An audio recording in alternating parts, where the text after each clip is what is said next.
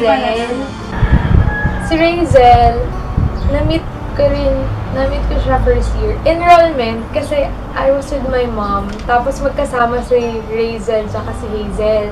Eh, since pareho nga kami ng way, nakasabay namin sila. Tapos ayos na sila nagigikan. Tama ba? Yun. Tapos, wala lang, nakakatuwa sila. Siya pinakamaganda sa akin. Tanggap niyo na ba? Ako kaya? Siya yung pinakahabulin sa buong TV. Tahimik lang si Razel. Super tahimik. Siya yung pinakamagaling mag-ibon sa akin lahat. Oh, super tipid ni Razel. Kuripot, gano'n. Pero, naman, sa tama niya ginagamit yung pera niya. Sa bagay, kasi malayo nga yung bahay niya, so dami expenses. Mabait naman. Kahit na hindi siya lagi sumasama sa amin. Minsan lang din namin siya makasama. Kasi nga, maaga siya lagi umuwi. Strict kasi yung parents niya, kaya Ang layo kasi ng bahay niya, taga Bulacan pa siya. Tapos hindi siya pinapayagan sa mga overnight, so minsan lang namin siyang makasama. circulation. Oo, konti lang, isang glass.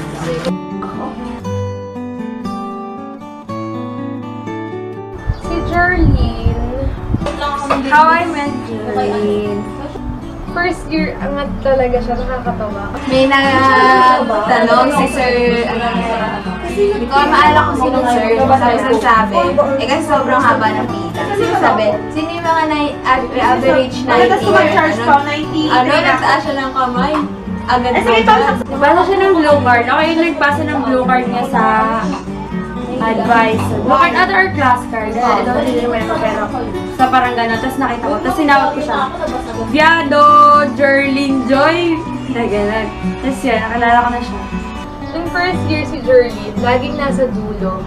Tapos super mysterious type kasi wala siyang friends sa amin. Tapos nagugulat ako kasi natutulog siya sa klase. Tapos perfect niya yung mga exams. So I was like, wow, ang galing naman niya. Parang ganun. Pero alam ko na kung bakit.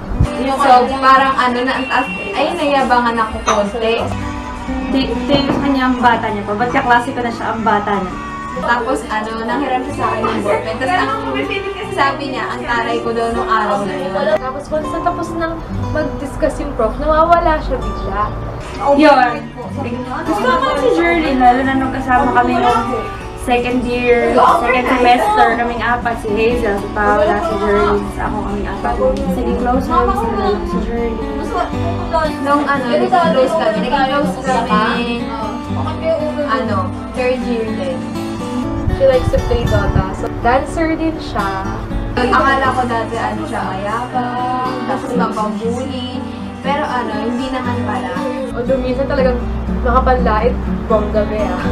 Isa rin siya sa mga nagtatanggol sa akin kapag parang nakaawal sa akin.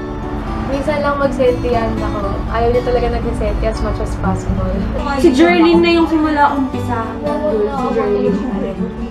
Once nakasama mo si Jerlyn, super kwela. Siya ang babaeng bakla. Talagang nakakatawa siyang kasama. Pag nandiyan si Jerlyn, super buhay ang lahat.